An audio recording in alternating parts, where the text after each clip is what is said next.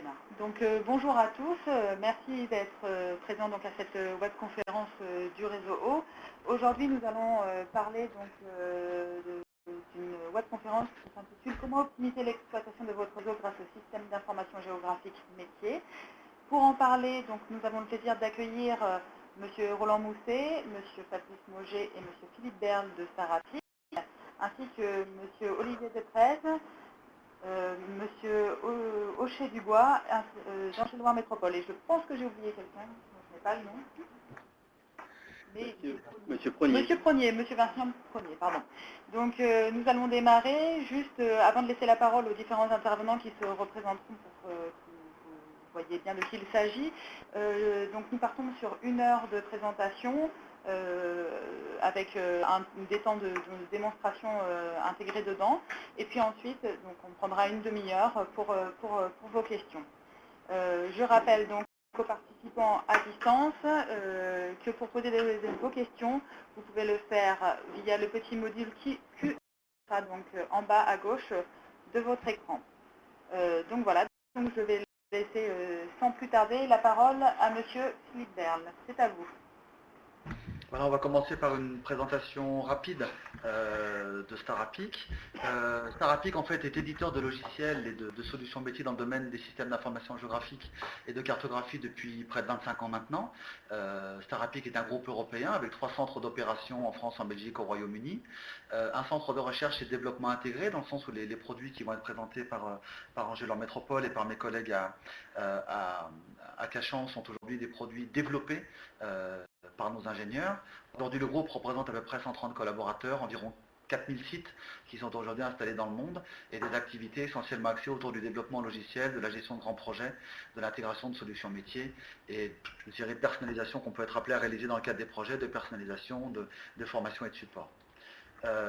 On est présent aujourd'hui sur 4 grands marchés. La gestion territoriale, on équipe aujourd'hui environ 50% des collectivités locales de plus de 40 000 habitants en France qui sont équipées d'un SIG. Les plus grandes EPCI françaises, communautés urbaines, communautés d'agglo, communautés de communes. Les administrations du cadastre en France, au Luxembourg, en Angleterre. Également des grands offices nationaux de gestion des forêts ou des grandes administrations portuaires. Un autre grand domaine qui va être le sujet dont on va discuter aujourd'hui, c'est la gestion des réseaux, avec un savoir-faire important autour des métiers de l'eau, de l'assainissement, mais également d'électricité, des réseaux de gaz ou des réseaux de chaleur. Et puis 2 autres activités dans le domaine de la gestion des infrastructures, la gestion des data centers et la gestion de la cartographie, avec une série d'applications qui ont été développées pour un certain nombre d'instituts de cartographie nationaux dans le monde. La flèche, la voici. Au niveau de la gestion, en gestion de réseau, énormément de références, des très grandes, hein, bien sûr, la Lyonnaise des Eaux avec laquelle on travaille depuis de nombreuses années, mais également Noréade dans le Nord, la Société des Eaux du Nord, la Colmarienne des Eaux, un grand nombre de syndicats des eaux, également en France, à l'étranger, des structures intercommunales de taille moyenne, grande et quelquefois un peu petite aussi, au travers de petits syndicats, et puis également à l'étranger avec des références en métropole, mais également des références en Belgique et en Angleterre, et également au Maghreb où les solutions se développent aussi beaucoup. On ne va pas citer toutes les références, mais simplement peut-être avoir en tête qu'aujourd'hui, les applications Starapic dans le domaine de la gestion des réseaux potables et l'assainissement comptent aujourd'hui plus d'1 millier d'utilisateurs au quotidien. Je suis arrêté dans le timing, je vais maintenant passer la parole à Angers Loire Métropole pour leur présentation. Merci. Donc Olivier Després, directeur eau assainissement Angers Loire Métropole. En quelques mots, je vais vous faire découvrir la direction eau et assainissement d'Angers Loire Métropole. Puis on pourra rentrer dans le sujet, je dirais, de manière plus précise. Donc Angers Loire Métropole, un territoire qui regroupe 33 communes sur une surface de 51 000 hectares pour une population agglomérée de 283 000 habitants. En ce qui concerne la direction eau et assainissement, quelques chiffres pour vous situer l'importance de cette direction. En ce qui concerne le patrimoine eau potable, un réseau d'eau potable qui compte 2000 km de réseau, 75 300 branchements d'eau potable et 3 centres techniques d'embauche de personnel sur lesquels on va retrouver également du stockage de matériel, des engins, etc., etc. En ce qui concerne le patrimoine assainissement, 1100 km de réseau d'assainissement collectif, 64 000 branchements d'assainissement, 6 000 installations d'assainissement autonome, 150 stations de refoulement, là c'est lié à notre topographie, 30 stations d'épuration qui sont disséminées au niveau des différentes communes de l'agglomération et 3 centres techniques également, comme pour l'eau potable. Alors les différentes missions de la direction de l'eau et de l'assainissement, on va retomber sur les missions classiques qu'on retrouve sur les grandes régies qui gèrent ces deux compétences. Alors avec une première qui est de ces compétences devant s'exercer en assurant bien entendu une continuité de service public. Donc j'ai mis un certain nombre de verbes d'action sur cette présentation.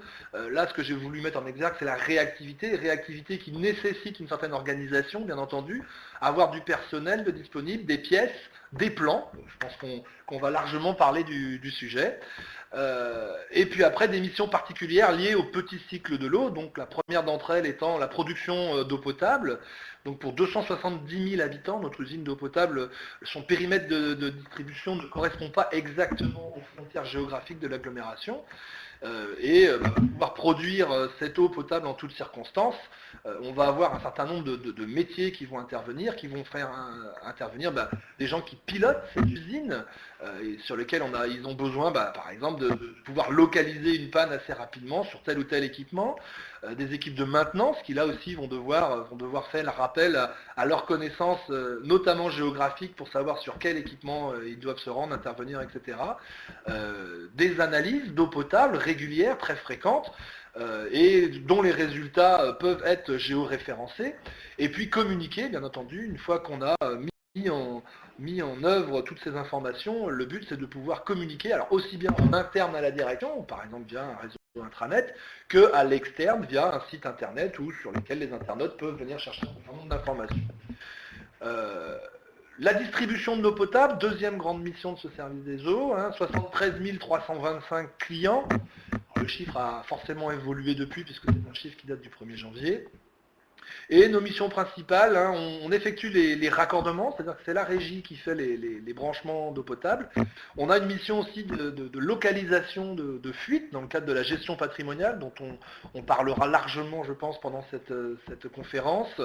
Alors avec une prélocalisation de fuite et une détection de fuite, et la volonté de la direction, c'est de pouvoir géolocaliser, pareil, sur le SIG, ces fuites, puisque pour nous, c'est une information importante en termes d'opportunités de renouvellement de conduite. D'ailleurs, c'est les verbes que vous avez ensuite, réparer, remplacer, bien entendu, une fois qu'on a identifié ces fuites, il faut faire en sorte d'avoir un rendement le meilleur possible, et donc les réparer rapidement, et puis programmer le remplacement de ces conduites, justement, quand on voit qu'on a sur un même tronçon plusieurs fuites qui ont eu lieu dans les années qui précèdent, on envisage son remplacement. Et donc un outil SIG peut être d'un apport très important sur ce genre de décision, d'aide à la décision. Le dernier verbe fait apparaître la défense incendie, où là, effectivement, on peut avoir la localisation des poteaux incendie, et puis notamment leur aire de défense. Je pense qu'on verra ça pendant les démonstrations. En ce qui concerne les missions de l'assainissement, donc pour le service d'assainissement collectif, on va avoir la collecte des eaux usées, là aussi avec bien entendu les raccordements aux usées, les inspections de réseau avec différents matériels, notamment des inspections ITV, inspections télévisuelles, les réparations qui vont aussi intervenir sur ces collecteurs, les interventions, notamment le curage, mais pas seulement, on a aussi les interventions d'urgence comme les débouchages, etc. Donc, toutes ces informations-là qui peuvent être renseignées au sein d'un service d'information géographique et qui nous permettent ensuite de tirer tout un tas d'enseignements sur tel ou tel état de telle installation. Et donc pareil, de voir qu'à tel endroit on a un point noir, il serait peut-être bon de renouveler le collecteur, etc. etc. Protéger le milieu naturel, là on est plus bien entendu au niveau de l'épuration, là avec nos missions qu'on va retrouver classiques, assainir, maintenir les installations en état de fonctionnement, là aussi un certain nombre d'analyses, notamment au niveau des rejets à effectuer, et un certain nombre de contrôles, là je fais notamment allusion aux contrôles qu'on fait dans le cadre du SPANC, le service public de l'assainissement non collectif, où là aussi le SIG peut être un apport intéressant pour avoir visuellement, savoir un petit peu dans quel état sont les différentes installations sur une commune donnée par exemple. Alors nous intervenons également en dehors de nos frontières, puisque nous faisons de la coopération décentralisée, hein. Angers est jumelé avec Bamako. Alors c'est vrai que dans ce cadre-là, le SIG nous aide moins, tout simplement, puisque on procède différemment avec nos amis maliens. Voilà, j'en ai fini pour cette présentation rapide.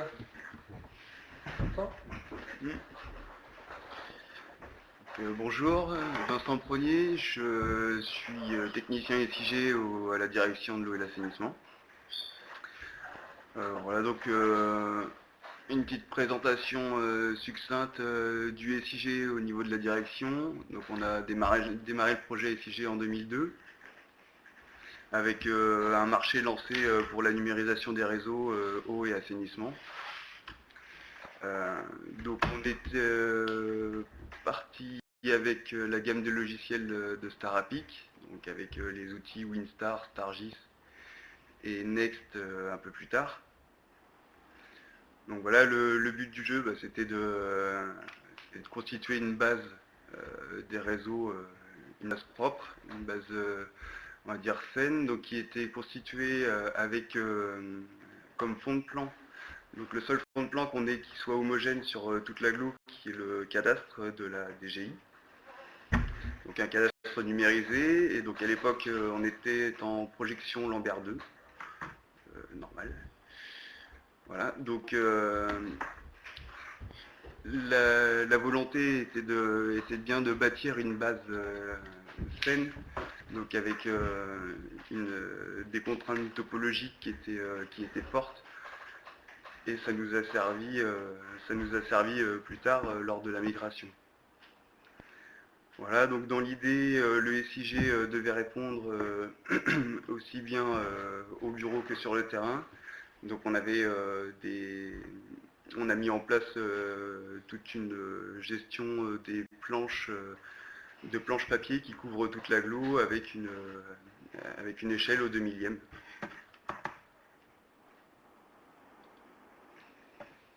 Voilà. Donc ça c'était pour la base. Donc c'est pas nécessaire de rappeler les kilométrages de réseau. Donc, voilà. En 2010, les logiciels Star n'étaient plus étaient tournés vers une nouvelle version, un nouveau logiciel, une nouvelle gamme de logiciels Helix. Donc on a fait le choix de suivre cette orientation, en sachant qu'il y avait des propositions qui tournaient autour de l'eau et de l'assainissement qui étaient encourageantes, notamment dans tout ce qui était gestion patrimoniale. Donc on a lancé ce projet de migration. Pour la base, on était donc avec 120 utilisateurs et on était en licence flottante avec 16 jetons, donc c'était assez peu, il y avait des problèmes d'accès à la donnée. De plus, on avait différents besoins de connexion de logiciels divers ou de données diverses qui étaient intéressantes à lier au SIG.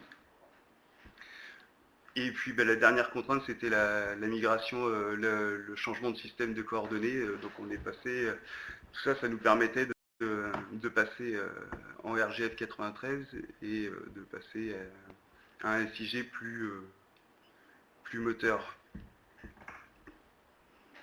Donc voilà, avec une architecture qui ressemble plus à une architecture actuelle, avec vraiment un socle de données sur Oracle, un Oracle spatial, et tous les logiciels qui tournent autour et qui vont pouvoir accéder à cette base spatiale. Donc notamment pour améliorer l'interopérabilité au niveau de la donnée.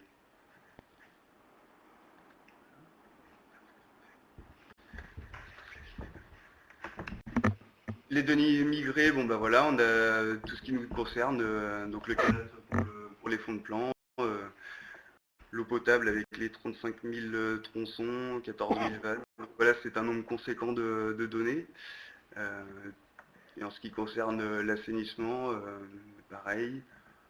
Donc on a une BD adresse pour pouvoir se localiser. Et puis après, toutes sortes de données qui peuvent graviter autour de ces données socles et qui servent à améliorer notre utilisation, donc, notamment l'orthophoto ou je pense aussi au scan 25. On a des données propres sous Carto, donc à la base, et ça a été très facile de pouvoir les migrer après sous Helix, qui demande quand même une notion très contraignante de la topologie, et donc ça nous a bien aidé. Actuellement, on a 14 personnes, il y en a 15 personnes qui sont formées à LixOffice, donc pour la partie logicielle lourde. Pour la partie consultation, on a 80 personnes, donc un peu plus de 80 personnes maintenant, qui ont accès à la partie consultation sur le web. Donc c'est une interface qui est très agréable, très conviviale et qui est assez bien reçue du public, avec des temps de formation qui sont vraiment très minimes. J'ai passé 1 heure à former chaque personne par groupe de 10 et c'est largement suffisant pour qu'ils puissent l'exploiter de fond en comble. Bon, bien sûr, ça s'est pas passé sans heurts, quelques difficultés sur la migration, mais notamment au niveau de la légende, au niveau de l'affichage et de retrouver quelque chose qui était sensiblement aussi bien, voire mieux qu'avant. Voilà, et puis après, le projet continue et plutôt dans les améliorations et surtout au niveau de la mobilité, qui va être un point important pour nous. Et puis tout ce qui est impression, où ça a été difficile de retrouver des choses aussi faciles à vivre qu'avant, mais on s'en sort et de mieux en mieux. Voilà pour la migration.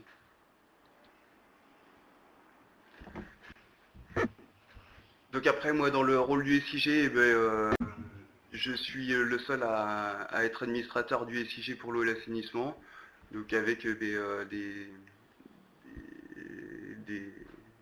besoins et je réponds à des choses simples, hein, comme la mise à jour.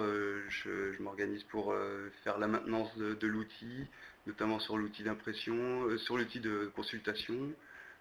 Voilà, après, je suis disponible pour toutes les demandes diverses, des impressions, des traitements statistiques, notamment pour la direction qui en est assez friande, de l'administration de nouvelles données, parce que le SIG, et notamment avec le passage à Helix, ça a provoqué pas mal de besoins, et donc des nouvelles données à incrémenter au SIG, et puis forcément qui dit nouvelles données, dit nouveaux utilisateurs, donc des formations, et voilà.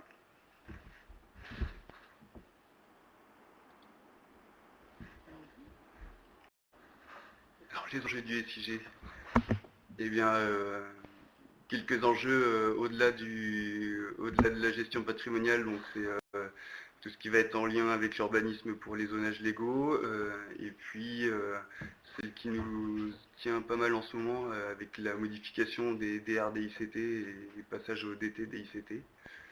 Donc voilà, j'ai un rôle de soutien dans toutes ces choses. Donc le cœur du métier, collecter et accumuler les données d'exploitation pour la gestion patrimoniale des réseaux, donc que ce soit en eau et surtout pour l'instant en assainissement qui est un peu plus évolué chez nous. Et puis dans les enjeux, on a aussi tout ce qui est accès rapide aux données techniques, surtout au niveau des ouvrages comme les réservoirs, les surverses, via des champs multimédia ou voilà, quoi, des descriptions rapides. Voilà, ça c'est la présentation. C'était ma présentation du SIG. Madame Baldi, on vous rend la main. Oui, d'accord. Donc on va passer maintenant à une démonstration donc, qui va être faite par Monsieur Mousset. Donc, on vous demande juste une minute le temps que ça se connecte.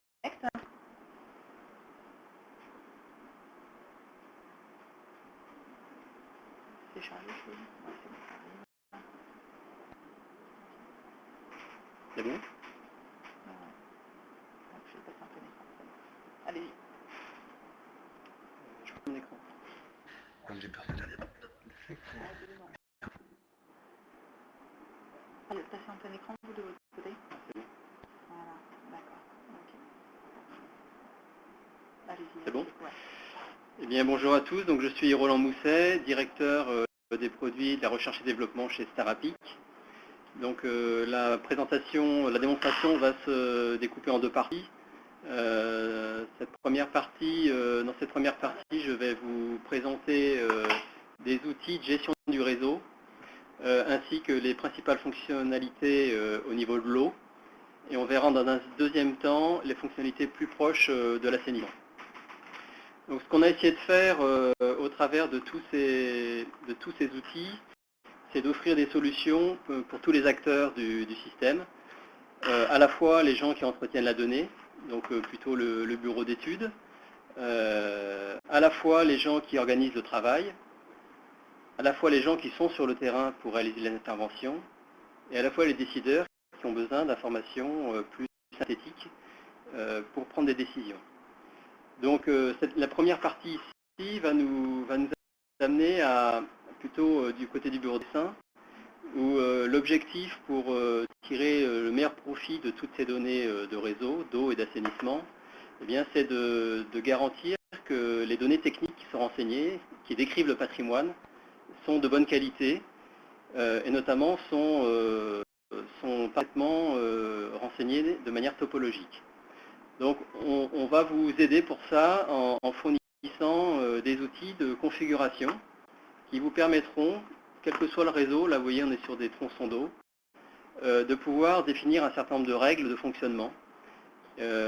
Notamment, que va-t-il se passer si j'insère un cône ou un T au milieu d'un tronçon d'eau? Eh bien, les attributs du tronçon d'origine vont devoir être calculés, recopiés, abandonnés. De même, les éléments qui sont liés à ce tronçon, tels que les branchements, les fuites ou n'importe quel type d'accessoires, vont se répartir de chaque côté de ce nouveau nœud. J'ai perdu la main.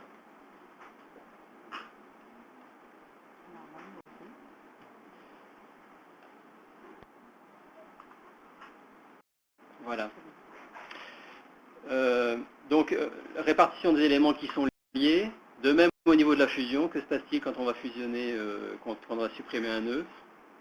Est-ce que l'on autorise ou pas la fusion des tronçons? Également au niveau du déplacement, que se passe-t-il quand on déplace un nœud ou un sommet du réseau d'eau d'assainissement? Donc là, on pourra déclencher un certain nombre d'automatismes pour déplacer automatiquement des branchements, par exemple, ou des fuites, ou n'importe quel élément lié au réseau. Donc, on n'a pas le temps d'entrer dans la démonstration précise de ce côté-là, mais il faut considérer qu'avec ces outils-là, on va vous garantir que votre réseau sera de bonne qualité et qu'on pourra en tirer le meilleur parti au niveau applicatif. Alors, au niveau de l'eau, la première chose qu'on peut montrer, qui permet d'illustrer cette topologie, ça va être de préparer une coupure d'eau. Donc ici on appelle ça visualiser un bief. Je vous le montre ici comme si j'étais au bureau, mais cette fonctionnalité fonctionne parfaitement sur tablette PC en mobilité. C'est-à-dire que les agents de terrain disposent de cette fonctionnalité. Donc ils vont couper l'eau à une certaine adresse, et le système calcule par propagation dans le réseau, va déterminer quelles sont les vannes à manipuler. On voit ici 3 vannes à manipuler. Il y en a une dans ce coin du réseau qui ne sera pas manipulée parce que eh bien, c'est une branche morte ici, il n'y a aucune arrivée d'eau, donc la fermeture de cette vanne serait inutile. Donc en même temps, on essaie d'optimiser le travail du fontainier sur le terrain. Donc on voit ici précisément les vannes à manipuler, et on peut obtenir un rapport qui va nous fournir certains éléments tels que les points de connexion incendie, ainsi que les branchements. Alors, comment on retrouve tous ces éléments-là? Puisque c'est simplement parce qu'on a déclaré au niveau de la modélisation du système que ces branchements qui font le lien vers l'abonné sont connectés à tel ou tel tronçon et que les hydrants, poteaux d'incendie, bouches d'incendie sont connectés à tel ou tel tronçon. Donc ici, le fontainier prend ses décisions. Si on a des informations sur les branchements tels que des VIP, des hôpitaux, des dialysés, etc., eh bien, il prendra des précautions particulières. Et de même, il saura si les poteaux d'incendie sont disponibles ou pas, s'ils sont conformes ou pas. Donc voilà. Donc cette application est surtout une application de terrain pour assister l'utilisateur au moment de son intervention. Alors, autre problématique importante, ça va être la recherche de fuite. Donc pour ça, on va proposer deux outils. Un premier outil qui va consister à sectoriser le réseau. Et la sectorisation va fonctionner par propagation, donc partant d'un nœud source. Vous voyez ici, j'ai configuré mes étages de pression ou mes secteurs hydrauliques. J'ai que les secteurs de pression qui sont configurés. Et en fait, partant d'un nœud source dans le réseau, je vais indiquer que ma propagation s'arrêtera sur un certain nombre d'éléments, que sont les régulateurs de débit, les régulateurs de pression, ou des vannes dont l'état normal est fermé. Donc ce sont des vannes qui sont fermées, donc qui seront des limites de l'étage de pression. Et partant de là, le système va nous calculer cet étage. Donc il va se propager jusqu'à buter sur ces éléments. Exemple, ici, le réseau Californie, on va se cadrer dessus. On le voit arriver en bleu ciel. Donc il faut imaginer qu'au milieu de ces canalisations bleues, il y a un nœud source avec une propagation qui vient buter jusqu'aux extrémités là, du réseau bleu. Donc ils sont soit des vannes fermées, soit des régulateurs comme on l'a indiqué. Donc ça permet de faire un premier sous-ensemble du réseau. Dans le cas de la recherche de fuite, on aura évidemment à certains endroits des compteurs pour essayer de mesurer ce qui entre et ce qui sort du réseau et ainsi isoler de manière macroscopique les fuites. La deuxième, une fois qu'on a fait ça et qu'on imagine qu'il y a des fuites, eh bien, on va essayer de faire de la recherche systématique de fuites en s'appuyant sur des appareils d'écoute qu'on va poser sur le réseau. Et là, la grande difficulté, ça va être, en partant avec notre valise d'écouteurs, d'optimiser au maximum la zone d'écoute. Donc c'est assez difficile parce qu'en fonction des appareils dont vous disposez, en fonction des matériaux, des diamètres, les appareils écoutent plus ou moins loin. Donc c'est ce qu'on voit apparaître ici dans le paramétrage du système. Donc en fait, on propose d'entrer la BAC de l'appareil et à partir de là, on va disposer d'un outil qui va nous permettre d'optimiser les pauses. Alors je vais vous montrer ça. On va faire poser un écouteur. Donc on voit déjà sur la carte en jaune des zones qui ont été écoutées. Donc on voit en se rapprochant ici un écouteur qui se trouve par ici avec la zone qui a été écoutée. Donc ici je vais m'inscrire dans une nouvelle campagne d'écoute par exemple et je vais dire ben voilà, je souhaite poser un écouteur à cette position et on voit apparaître en rouge la zone qui sera couverte par cet écouteur. Donc je vous rappelle, cette zone elle est calculée en fonction des matériaux, des diamètres et de l'appareil qui a été posé. Et l'objectif, ça va être d'éviter qu'il y ait des trous entre les zones d'écoute, ou au contraire qu'il y ait trop de chevauchement entre les zones d'écoute. Voilà. Donc, comme ça, petit à petit, on va pouvoir fabriquer sa zone d'écoute jusqu'à trouver ce qui nous paraît le plus optimum. Et couvrir le nombre d'écouteurs dont on dispose dans sa valise. Donc ensuite, les gens qui vont intervenir sur le terrain partiront à nouveau avec une tablette sur laquelle ils auront le programme et la position de l'ensemble des écouteurs qu'ils iront poser donc, dans la soirée. Donc ça, c'est un outil, qui vraiment permet d'optimiser cette pose, puisque sans ces calculs automatiques, eh bien, c'est assez difficile partant d'un plan papier et de matériaux et diamètres sur le papier, de déterminer exactement la zone. Ensuite, on va travailler également sur la couverture incendie, la défense incendie. Donc là, il y a deux aspects, hein. Il y a l'aspect contrôle. Première chose, vous devez vérifier que vos poteaux d'incendie sont en bon état.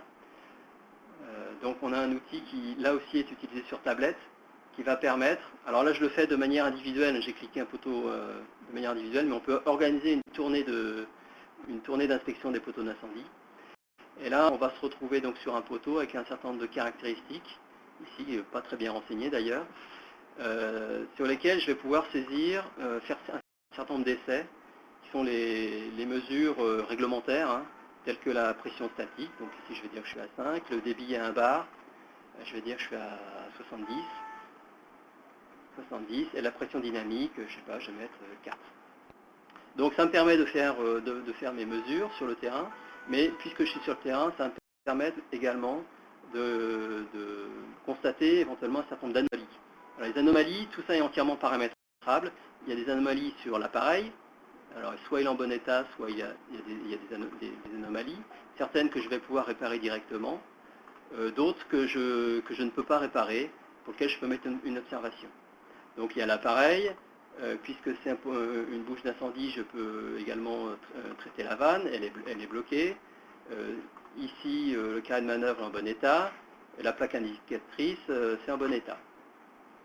Donc j'ai renseigné ici un certain nombre d'informations, d'anomalies. Je peux également, quand c'est un poteau qui vient d'être posé, étalonner ce poteau en termes de pression et de débit. Mais ça c'est fait généralement au moment de la pose, de la réception des poteaux. Donc là je vide, et à partir de là, le système va me calculer la conformité de mon poteau, en fonction de la réglementation en cours. Toutes les informations que j'ai renseignées sont évidemment stockées dans mon système. À nouveau, là, je suis sur une tablette. Le travail que j'ai fait, là, c'est je suis sur une tablette sur le terrain. Je peux évidemment le faire au bureau, mais le plus optimum, c'est de le faire sur la tablette directement. Et à partir de là, je vais disposer d'un certain nombre d'outils pour faire de la recherche, trouver les poteaux qui sont en mauvais état, organiser les réparations à l'aide de ce menu ici. Je peux rechercher, réparer, exporter. Une fois qu'on a fait ça, l'objectif, ça va être également donc, de calculer la couverture incendie. Donc le calcul de la couverture incendie, je vais vous le montrer ici. Voilà. Donc on voit s'afficher en vert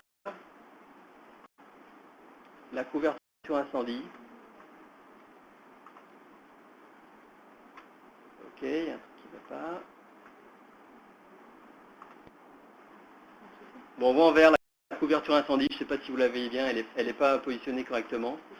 Mais en fait, c'est un calcul de couverture incendie par voie carrossable, c'est-à-dire que partant du poteau d'incendie, le pompier doit se déplacer une certaine distance avec son tuyau. C'est une distance là aussi réglementaire. Et donc les petites formes qu'on voit ici autour représentent une zone couverte par un poteau d'incendie. Donc la couverture de la collectivité, c'est la somme des couvertures de l'ensemble des poteaux. Alors, et une fois qu'on a fait ça, eh bien, on va pouvoir vérifier que la couverture d'incendie est suffisamment dense en faisant des thématiques. Alors ici, j'ai pas mal de pots d'incendie, on va pouvoir le voir. De type analyse, qui sont préparés, et qui va nous permettre de visualiser donc, la densité des poteaux d'incendie sur le bâti. Alors je vais aller chercher le bâti sur le plan cadastral informatisé. Voilà. Donc on voit ici des bâtis qui sont plus ou moins protégés. Hein. Donc en jaune, il y a entre 0 et 2 poteaux d'incendie à proximité. Et puis plus c'est foncé, plus il y a de poteaux d'incendie à proximité. Donc ici on est dans le centre, dans le vieux Cannes. On voit que le centre est très dense en termes de poteaux d'incendie.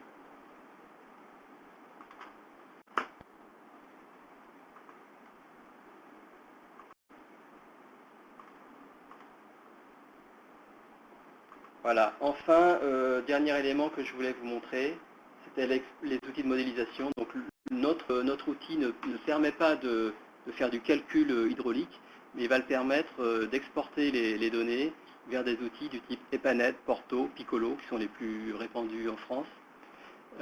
Et l'export se fera sous forme d'éléments qu'on va sélectionner comme ça, ou sous forme de sous-réseau, et notamment les fameux étages de pression qu'on a construits tout à l'heure, qui sont une bonne maille d'export vers l'outil de modélisation.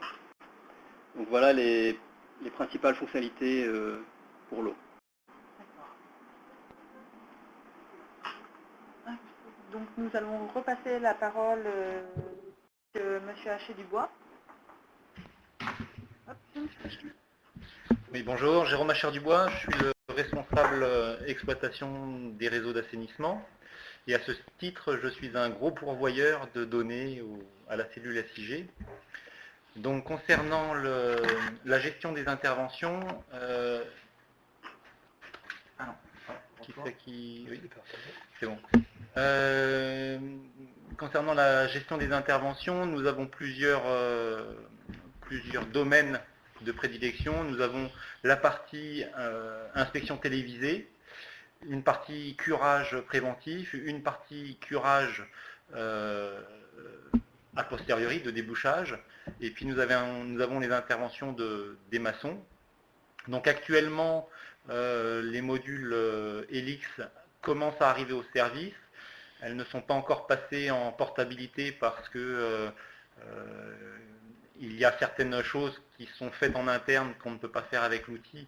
Donc on est en train de voir un petit peu comment on peut améliorer l'ensemble. Par contre, ce qui est fait, c'est principalement la partie ITV que je vais développer.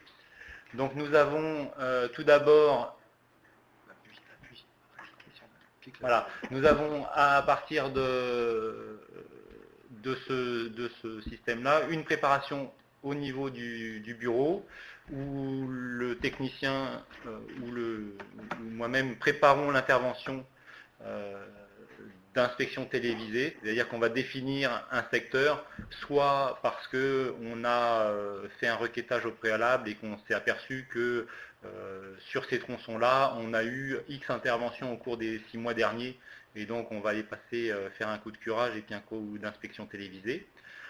Soit parce que ça rentre dans des programmes de travaux, donc on a toute une partie préparation des inspections télévisées, et donc là on a, pour ça on utilise le module WebAqua. Hop, non, vous n'allez pas pouvoir voir, si, partager le... Attendez, qu'est-ce que vous souhaitez faire? Vous souhaitez faire la démonstration? Non, juste montrer à partir de WebAqua comment, qu'est-ce qu'on arrive à avoir au niveau des étiquettes pour l'impression et donner au niveau du prestataire. Donc j'ai besoin d'un partage d'écran, s'il vous plaît. Ça arrive, c'est bon. Voilà, c'est parfait. C'est mon écran. Partager mon écran. Et Et donc c'est Starapic Next, c'est celui-là. vous inquiétez pas, c'est votre écran Voilà. pour voir. Voilà, donc vous voyez? Ça met un petit peu de temps à charger. Voilà, on vous voit et je passe en plein écran pour tout le monde. D'accord. Voilà, c'est bon. Donc voilà, là c'est une zone danger sur laquelle on va imprimer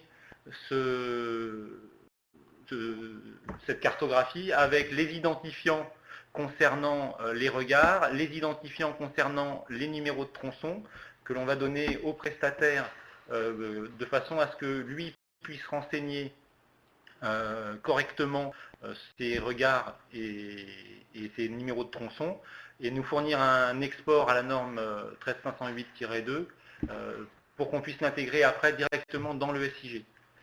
Donc cette partie-là, elle est fournie au prestataire. On a commencé à faire des exports via le module Helix pour fournir un fichier d'export de façon à ce qu'il puisse intégrer directement.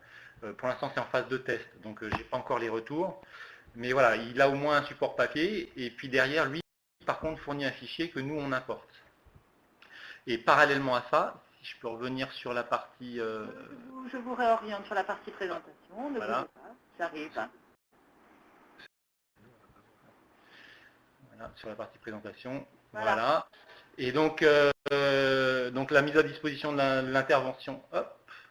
Ah oui, alors je vais retourner à la page 16. Alors, je vous y emmène. Ah, bougez pas, ça va aller. Hop. C'était encore avant. Hop, hop, voilà. Voilà. Donc on met à disposition un plan avec les identifiants. Et puis la personne donc part après sur le terrain. Donc là, la partie report terrain n'est pas encore tout à fait en place chez nous. Elle est en phase vraiment de test. Donc on a les tablettes, mais il y a des champs qu'il faut aménager. Donc la partie synchronisation de l'intervention, pour l'instant, n'est pas encore totalement opérationnelle. Mais je vous montrerai dans la partie après le résultat de l'intégration des données. Voilà, et donc par contre la préparation est saisie, c'est-à-dire les tronçons qu'on donne en inspection sont saisis dans Helix de façon à pouvoir avoir une traçabilité de toutes les zones qui sont en cours de curage et d'inspection télévisée. Voilà, je vais passer la main sur la partie suivante, qui sont La présentation du module de préparation, c'est ça. Voilà, ça, qui sont le préparation des interventions. Donc là, Fabrice Moget va pouvoir faire une démonstration un peu plus précise. Ou Roland, voilà, de voir comment en Helix on prépare les interventions. Alors, ici, voilà, j'ai perdu mon écran de nouveau. Normalement, vous devez le retrouver. Ok, c'est bon. Donc l'objet ici va être de montrer l'application qui permet de préparer les interventions, travailler sur les interventions. Et en fait, on va pouvoir traiter ici tout type d'intervention. Donc on va ici parler de curage et chasse, mais on pourrait organiser des inspections télé, nettoyage, vidange, n'importe quel type d'opération en fonction de vos organisations, de vos manières de travailler. Donc l'objectif, ça va être effectivement dans un premier temps de tracer très précisément ce qu'on souhaite réaliser. Donc ici, je vais par exemple faire un curage et chasse préventif. Je vais pouvoir indiquer l'intervenant. Donc l'intervenant, soit il est interne à la collectivité ou à l'organisation, ça peut être des personnes ou des véhicules ou des équipes, ou alors ça peut être également des sous-traitants que vous indiquez ici. On a ici un lien vers les ordres de service ou ordres de travaux qui peuvent également faire un lien vers la facturation si c'est des opérations qui sont facturées à un moment donné. Et ensuite, en fonction du type d'intervention, le système va nous proposer de sélectionner un certain nombre d'éléments. Donc, par exemple, moi je souhaite ici faire mon curage sur tous ces éléments. Donc je détermine mon emprise et le système va automatiquement donc me retrouver tous les collecteurs. Vous voyez apparaître en orange l'ensemble des collecteurs qui participent donc à ce curage. Et je vais, au moment où je valide, je vais donc sauvegarder toutes ces informations dans ma base de données, donc, ce qui permet de bien gérer toute la traçabilité de ce qu'on va demander, ce qui n'est pas toujours si simple avec les prestataires extérieurs. Alors, ensuite, soit votre prestataire il part avec un plan sur le terrain. Ici, pour compléter ce qu'a dit M. Achard-Dubois tout à l'heure, si j'avais préparé une inspection télé, effectivement, le module que l'on propose maintenant fabriquerait automatiquement le fameux fichier à la norme européenne. Et donc, ce fichier serait fourni au prestataire avec pour objectif de lui fournir un canevas de réponse et ainsi éviter les erreurs du prestataire. Ce canevas de réponse nous permettrait ensuite de récupérer les données dans le SIG, donc toutes les anomalies détectées par les ITV de manière plus simple et plus sûre. Donc tout ce cycle d'ITV est effectivement en cours de validation ou de test à Angers-Loire Métropole et on travaille ensemble pour améliorer le module. Ici on est au niveau des curages, donc imaginons que maintenant je suis un intervenant sur le terrain. Je suis parti donc avec ma tablette et je souhaite faire le report de mes travaux. Donc je travaille sur des curages et chasses qui sont dans un état particulier, qui sont préparés pour le moment, je n'ai pas commencé à y travailler. Et là, il va me proposer l'ensemble des curages et chasses qui sont dans mon système. Donc il y en a un qui a été créé aujourd'hui, hein, c'est celui-ci, hein, celui du 7, et je vais pouvoir faire le report. Donc on voit apparaître ici les travaux que je dois réaliser dans le cadre de mon intervention, avec une barre d'outils qui va nous permettre d'intervenir. Alors, on trouve ici l'ensemble des éléments que je vais devoir traiter, avec leur adresse, avec la commune, hein, qui ont été rendus automatiquement. Et je vais pouvoir indiquer exactement ce que j'ai réalisé. Si j'ai commencé ici, je pourrais dire j'ai réalisé celui-ci, celui-ci, celui-ci, celui-ci, etc. Donc j'avance au cours de ma journée de travail, je vais avancer et indiquer exactement ce qui a été réalisé.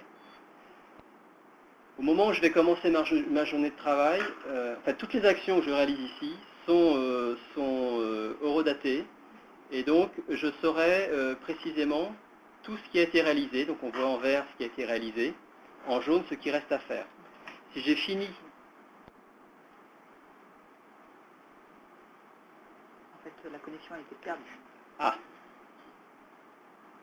Donc, je pense que le son... Je crois que la connexion a été perdue. Est-ce qu'à Angéloire Métropole, vous nous entendez? Oui, on vous entend. Par contre, on a effectivement l'écran ne bougeait plus. Ok, je vous demande juste une minute le temps que je me reconnecte. Peut-être poursuivre voilà. sur le curage. Donc l'objectif ici, c'est que les gens de terrain puissent reporter l'avancement de leurs travaux. Donc jusqu'à présent, j'ai indiqué quels étaient les ouvrages qui ont été curés. Mais le système permet également de reporter un certain nombre d'anomalies ou d'observations qu'on peut faire au moment où on fait le curage. Donc pour ça, on a quelques boutons complémentaires dans l'interface, j'espère qu'on les verra d'ici tout à l'heure, qui permettent de cliquer sur un ouvrage et d'indiquer un certain nombre d'observations, par exemple des anomalies, s'il y a un affaissement, s'il y a une casse. En fait, les types d'anomalies sont paramétrés par type d'ouvrage. Donc ça permet à la fois de faire du report sur l'avancement des travaux, mais également de remonter de l'information depuis le terrain. Ce qu'on peut également, à partir de ce module, c'est remonter des informations sur des données qu'on constaterait sur le terrain qui seraient non conformes dans le SIG et qui permettront ensuite au bureau de dessin d'identifier ces informations qui ne sont pas cohérentes et de prendre la décision de les renseigner dans le SIG ou de mener une enquête terrain pour confirmer. Donc ce module-là peut être utilisé sur le terrain et quand les gens reviennent au bureau par une synchronisation automatique, le chef de secteur ou le responsable peut avoir une vision journalière de l'ensemble des travaux réalisés et de l'avancement de l'ensemble des travaux. Donc voilà pour les interventions. De manière, tout le monde a été coupé en fait. Donc, rebonjour à tous. Donc, nous n'avons toujours pas résolu notre petit problème technique, mais pour le moment, on va traiter une première question qui a été donnée par Sophie Planchamp, qui est chef de projet géomaticienne à l'AIVE. Dans une perspective d'échange et d'interopérabilité des données, type directive européenne Inspire, existe-t-il des standards et normes en matière de données eau potable? Donc je ne sais pas qui est-ce qui souhaite y répondre. Alors je veux bien lancer le débat. Donc c'est Roland Mousset, Starapic qui parle. Donc à ma connaissance, au niveau de l'eau, il n'y a pas de normes particulières comme on peut en trouver avec la norme européenne pour l'assainissement, la norme EN 13508-2. Mais d'une manière générale, l'interopérabilité avec un Inspire s'adresse à tout type de données, qu'elles soient fond de plan ou réseau. Donc pour moi, il n'y a pas de différence particulière par rapport à ce genre de données. Alors, je ne sais pas si à Angers, vous avez connaissance de choses particulières. Disons que sur Angers, on est en pleine période de développement et justement de regarder un petit peu ce qu'on pourrait mettre en diffusion. Mais c'est clair que je prends l'exemple des réseaux, par exemple, on n'a pas forcément l'intention de diffuser ce genre d'informations. Après, ce qui peut être diffusé comme information, ça va plus être des résultats d'analyse, des choses comme ça, mais il y a un certain nombre d'informations qui sont beaucoup trop sensibles pour être grand public. Merci d'avoir patienté. Donc, on va relaisser la parole à Monsieur Mousset là où il en était. Donc, je vous demande juste une petite minute, le temps que je rebascule sur le partage. Voilà. Donc, est-ce que vous êtes connecté? Vous avez la possibilité. Ah, juste une petite minute, il faut qu'il relance sa salle virtuelle. Encore quelques secondes de patience, s'il vous plaît. Vous êtes baissé des connecteurs. Voilà, donc je reprends. J'ai travaillé un petit peu depuis tout à l'heure, puisque avec les boutons complémentaires, j'ai pu non seulement reporter le fait que j'ai avancé dans mes travaux, mais en plus, je vais pouvoir déclarer soit des anomalies, soit des observations. Alors, une anomalie, par exemple ici, je vais en créer une, elle est à tel endroit, je vais indiquer le type de défaillance, je vais dire que c'est un affaissement autour du collecteur, je l'ai constaté visuellement, il faut le traiter, c'est pas très grave d'ici 6 mois, la cause, je l'ignore, et je peux y mettre un commentaire, pas très grave.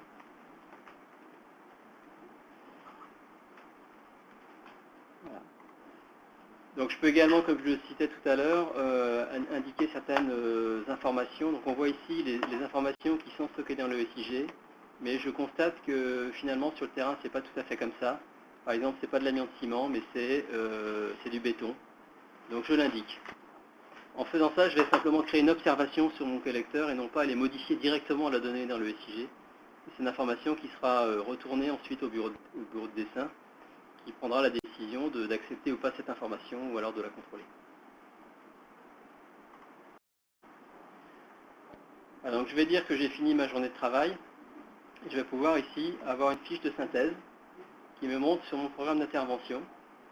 Bien vous voyez, j'avais 17 regards à curer, 240 mètres de collecteur à traiter. J'ai traité la moitié des regards et 170 mètres de longueur. J'ai constaté 2 anomalies sur mes collecteurs qui apparaissent ici. Donc ça montre que l'ensemble des informations que j'ai renseignées vont me permettre d'avoir un suivi très précis des travaux réalisés, ainsi qu'une remontée d'informations que j'ai pu constater sur le terrain, qui seront synchronisées vers le serveur, analysées par les chefs de secteur ou les responsables des réseaux, pour organiser les travaux de réparation de ces fameux collecteurs sur lesquels il y a un problème. Donc les applications terrain complètent le SIG au bureau, justement pour organiser le flux de données entre les deux types d'opérations et ainsi améliorer également la qualité des données dans le référentiel commun à tous les utilisateurs.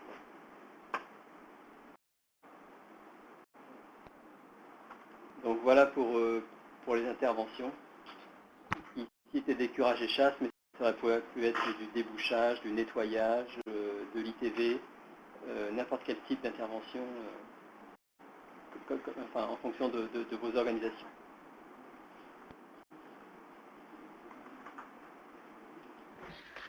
D'accord, nous allons poursuivre. Donc c'est à monsieur Achard Dubois, c'est à vous d'intervenir, vous nous faites une présentation également? Oui, tout à fait. Je vais demander un partage d'écran. Attendez, bougez pas, je vais vous donner ça tout de suite. C'est bon, vous pouvez partager votre écran. C'est parfait. Perdu, c'est pas celui-là. Ah ben il a perdu, T'es plus en partage. Si. Si. Alors, c'est pas grave. Donc, je suis sur la partie, tout à l'heure, on a fait l'inspection télévisée. Et la partie, donc actuellement, toutes les informations sont retransmises dans un petit développement interne à la DEA. Et le BACOA va venir piocher les informations directement dans l'application développée en interne. Donc on a par exemple les inspections télévisées quand elles reviennent du prestataire, elles sont intégrées directement dans la base de données et le SIG va venir interroger sur chaque tronçon l'état des collecteurs. Donc par exemple, le bleu ciel c'est plutôt du bon état et plus c'est foncé, moins c'est bon. On retrouve en consultation, par exemple sur ce tronçon-là, les informations hop là, voilà, liées à ce tronçon. Donc on a un endroit qui est ici, ITV, donc on a le numéro d'ITV pour les archives. Et puis on a la note de l'inspection télévisée, donc là c'est une note de 4, c'est-à-dire que c'est un défaut structurel qui peut être traité entre 3 et 10 ans. Quand on est sur une note 5, c'est un défaut structurel majeur, où en gros l'intervention des hydrocureuses ne sont plus nécessaires en cas de bouchage, il vaut mieux amener le tractopelle. Voilà. Donc actuellement sur Angers-Loire Métropole, on a à ce jour depuis 2009 inspecté un peu plus de 120 km, donc intégrés. Je vais essayer de faire un zoom arrière pour voir un petit peu. Sinon je vais mettre directement parce que là ça va ramer. Voilà. Hop. Non mais 3, 15 millièmes, on va avoir comme ça une vue d'ensemble. Hop, voilà, donc ici on voit bien les zones qui ont été inspectées. Ça permet également une connexion via le 3G pour les encadrants d'astreinte. Quand ils n'arrivent pas à déboucher, ils peuvent accéder via la clé 3G et le portable d'astreinte directement sur la base et voir un petit peu si le tronçon est particulièrement endommagé ou pas, puisqu'ils ont accès à ces informations. On a également un traitement de toutes les anomalies, puisque ça fait partie des exports suivant la norme 13508-2, confectionner sa carte. Et donc là, par exemple, ça a été une demande du service, je voulais avoir les infiltrations d'eau claire sur le territoire. Donc là, même principe, il va chercher l'information, donc en clair, on a les réseaux inspectés, et puis quand on va zoomer, je vais me déplacer un peu, si on doit pouvoir le voir, là, ça doit être des zones, donc hop, je vais zoomer sur ce terrain-là. Voilà, donc là, on a les problématiques, sur ces tronçons-là, on a de l'infiltration, je vais afficher la légende. Je vais pas souvenir. Voilà, donc en clair, pas de problème, enfin pas d'infiltration, c'est inspecté sans infiltration. Donc là on a 3 à 4 infiltrations en orange pour le tronçon, une infiltration et 2 infiltrations, 2 zones d'infiltration sur le tronçon. Donc ça c'est je dirais de l'information que le service exploitation rapatrie dans une application propre et est exploitée via le SIG. L'avenir que souhaite le service, c'est bien sûr la portabilité et de pouvoir trouver un outil avec Helix de façon à ce que l'ensemble soit intégré et portable directement. L'autre partie dont les données sont exploitées, ça va être du traitement alphanumérique des informations. Donc par exemple, donc on a une base alphanumérique qui va compiler toutes les données d'intervention, soit en débouchage, soit en curage. Et donc là, on va avoir par exemple les évolutions des interventions par commune et par an. C'est-à-dire que sur Angers, on voit qu'on tourne à peu près à 200 interventions. Sur Trélazé, on tourne à peu près 25 à 30 interventions. S'il vous plaît. Sur Angers, oui. C'est que nous, on n'a rien à l'écran, donc est-ce que vous avez cliqué sur un bouton? Avec Vincent. Alors, donc il faut revenir au partage d'écran et choisir. Normalement, vous avez partagé, mais c'est juste qu'on a un écran gris. bah alors pourquoi? Il faut repartager et choisir un nouvel écran. Mince, Voilà, partagez. D'accord. Et là, on va choisir maintenant Access. Voilà. Excel. Hop, Excel. partagé. Voilà. Excusez-moi. C'est ça ce qu'on voulait vous montrer. Voilà, donc on a une partie base de données qui est extraite sous Excel, où on va compiler les données par sous-bassin versant de collecte, c'est-à-dire par poste de refoulement, et puis on peut zoomer de façon plus grosse. Donc là, c'est un détail par commune, mais je peux avoir le détail des informations d'intervention d'urgence sur chaque bassin de collecte. Donc sur Angers, on a 200 interventions, sur Trélazé, on est environ à 50. Sur Angers, on a eu un pic en 2010 avec la mise en œuvre du tramway. Donc là, on est en train d'épurer petit à petit. Et puis sur Trélazé, on voit bien une descente, une diminution du nombre d'interventions.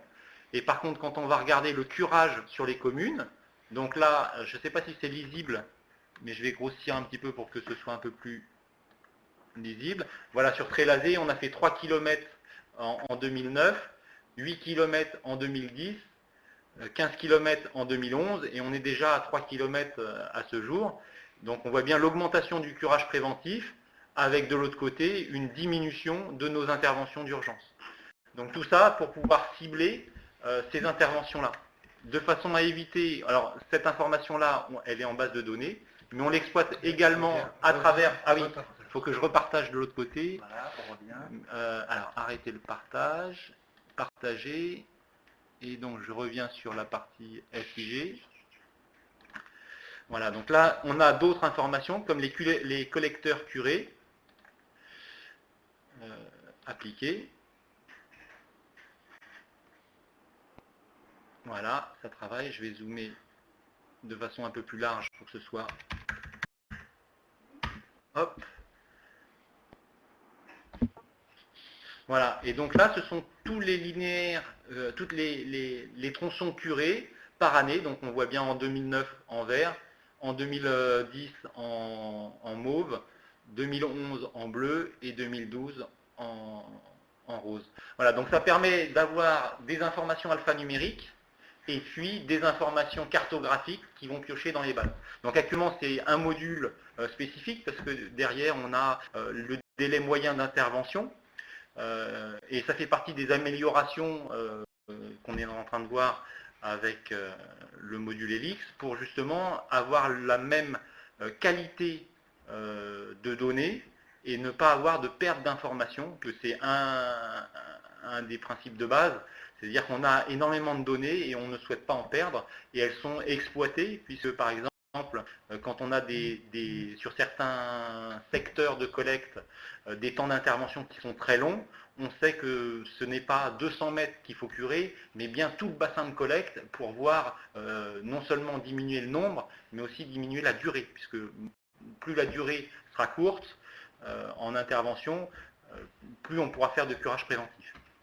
Donc voilà un petit peu l'exploitation des données, alphanumériques d'un côté et cartographiques de l'autre, avec, j'espère à terme, une portabilité sur les outils Helix. D'accord, merci. Donc on va poursuivre la présentation.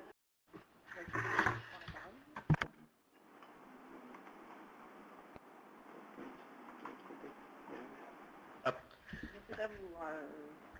Voilà. Alors après cette présentation par Monsieur Hacher-Dubois, je vais vous parler de quelques instants, de manière synthétique, pour les avantages et bénéfices qu'on rencontre au niveau de l'agglomération avec cette solution.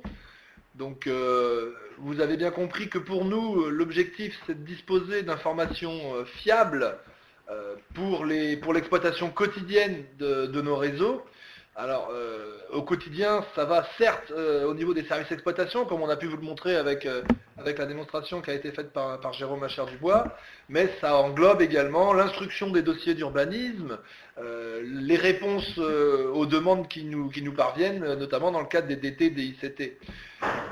Ça veut dire aussi que les projeteurs, lorsqu'ils préparent les projets au niveau du bureau d'études, se connectent sur le SIG de manière quotidienne également. On a vu tout ce qu'on a pu voir au niveau du suivi exploitation, au niveau de l'assainissement, les inspections télévisuelles, les plans de curage, le suivi des fuites. on est également dans une démarche de gestion patrimoniale et le but du jeu, c'est qu'à terme, le SIG soit un outil d'aide à la décision très puissant pour nous aider à la programmation de nos opérations de renouvellement, aussi bien en eau qu'en assainissement, à partir directement des données d'exploitation qui y figureront. Enfin, la mobilité, on est en train de travailler dessus actuellement dans un premier temps dans le cadre de l'astreinte, et à terme, ce qu'on souhaite, c'est développer la mobilité également dans le cadre de nos opérations journalières, que les agents puissent directement sur le terrain renseigner les différentes bases de données qu'on a en termes d'intervention, etc. Et puis bien entendu, comme tout à l'heure Vincent Pronier le mettait en exergue, pouvoir retirer de cette masse d'informations contenues dans le système d'information géographique des éléments décisionnels et qui nous permettent de prendre les bonnes décisions au bon moment, hein, donc élaboration de statistiques, connaissance précise de notre patrimoine, en faisant des requêtes, des tris, des macros, etc., qui nous permettent de savoir exactement ce qu'on fait. Merci. Donc je pense que le mot de la fin vous revient, Monsieur Mousset. Donc, Alors concernant Elixaqua, évidemment, Elixaqua c'est un produit, hein, donc qui dit produit signifie qu'il entre dans un processus d'évolution, comme tous les produits. Et donc on a parlé à plusieurs reprises avec Angelo Métropole d'évolution possible ou de souhaits exprimés par Angelo Métropole. Donc on écoute évidemment ces demandes-là et on cherche à améliorer nos produits pour qu'ils répondent au mieux. Donc on travaille actuellement sur les interventions au niveau des réseaux d'eau potable, des interventions des réseaux d'eau potable, mais on axe de nombreux développements sur la partie web et ainsi favoriser la mobilité au travers du web, pas seulement pour consulter les données ou même les mettre à jour, mais également bénéficier de fonctions riches telles que des propagations ou la gestion d'intervention, comme je l'ai montré tout à l'heure, qui pourrait se faire directement sur le web. Donc on a beaucoup d'évolutions à venir. Ce qui nous semble important, c'est d'essayer de fournir une solution la plus complète possible, puisqu'on voit bien que vous avez certainement tous de votre côté des outils. Un coup ce sera de l'Access, un coup ce sera de l'Excel. Vous croiserez les données avec votre SIG, vous avez peut-être seulement du plan. Donc on essaie de fournir une solution globale, la plus complète possible, et qui vous permette d'être efficace dans vos métiers. Donc voilà, merci. À votre disposition pour des questions complémentaires. oui, donc je rappelle aux participants que vous avez la possibilité de poser des questions via le petit module QR. Donc il y a une question qui a été posée de Madame Coudray-Lesage, donc, qui disait donc en gardant à l'esprit la loi Vigipirate, quelles informations sur le réseau d'eau ou d'assainissement mettez-vous à disposition de tout public sur le site internet du SIG? Bon, alors nous, au niveau de Starapic, nous on fournit simplement des éléments qui vont permettre à la collectivité de faire ses choix. Donc le système est suffisamment ouvert et paramétrable pour que Angelo Métropole ou les autres puissent choisir ce qu'ils mettent à disposition. Donc je vais vous laisser finir. Alors effectivement, au niveau d'Angéloire Métropole, nous mettons un certain nombre d'informations à disposition de nos clients. Ce qu'on va retrouver, ce ne sont pas vraiment des informations géoréférencées, mais on va retrouver par exemple des analyses. Alors certes, il y a une localisation, mais je veux dire, elle va être par exemple, vous allez avoir les analyses d'eau potable sur la commune de Trélazé ou sur la commune de Mur-Érigné. Hein. Donc voilà, ce sont les informations qui sont transmises par l'ARF. Sur la qualité de l'eau potable sur telle ou telle commune. Donc la géolocalisation reste, je dirais, assez faible. Hein. On n'a pas le support SIG pour pouvoir répondre à ce genre de questions. Un module sur lequel on travaille actuellement, c'est que pour l'instant, on met les travaux, hein, on indique les travaux sur lesquels on va intervenir. Alors que ce soit les travaux, les chantiers de longue durée ou les interventions de durée plus courte. Et là, le but du jeu, par contre, c'est effectivement de réussir à avoir quelque chose qui soit plus précis, donc au niveau de la rue, au niveau du numéro de voirie, etc. Hein, mais pour l'instant, ce sont des développements en cours. Pour l'instant, on se contente de mettre une adresse postale sans pour autant avoir une cartographie qui est donnée sur le site internet. Donc voilà, deux exemples de renseignements qui me viennent à l'esprit. Je sais pas, est-ce que tu vois d'autres choses qu'on met? Non. Voilà. Moi, je peux citer d'autres exemples de clients qui fournissent des informations graphiques sur Internet, mais avec une description assez simple du réseau, mais par contre qui présentent des thématiques d'avancement, un peu comme celles que vous avez présentées tout à l'heure, sur les zones qui ont été curées, ou le nombre de curages dans les N dernières années, ou les ITV, etc. En fait, c'est simplement pour montrer à la collectivité où vous en êtes dans l'avancement de vos interventions, quoi. Donc ça se fait un peu, quoi. D'accord, merci. Alors, nous n'avons pas d'autres questions de... Ah, alors, attends. Peut-être. Non, en fait, elle vous remercie d'avoir répondu à sa question. Donc, nous n'avons pas d'autres questions de participants. Donc, ce que je vous propose, c'est qu'on termine cette webconférence. Si jamais vous aviez des questions a posteriori, n'hésitez pas à me les transmettre. Je les relayerai aux différents intervenants afin qu'ils apportent une réponse. Juste avant de se quitter, donc, je vais vous demander de remplir, comme d'habitude, le petit formulaire en ligne de satisfaction. Et puis... l'enregistrement sera disponible donc sur la plateforme du réseau O d'ici 15 jours. Et puis ensuite, voilà, il me reste à vous souhaiter une très bonne après-midi et en vous présentant encore nos excuses pour ce petit problème technique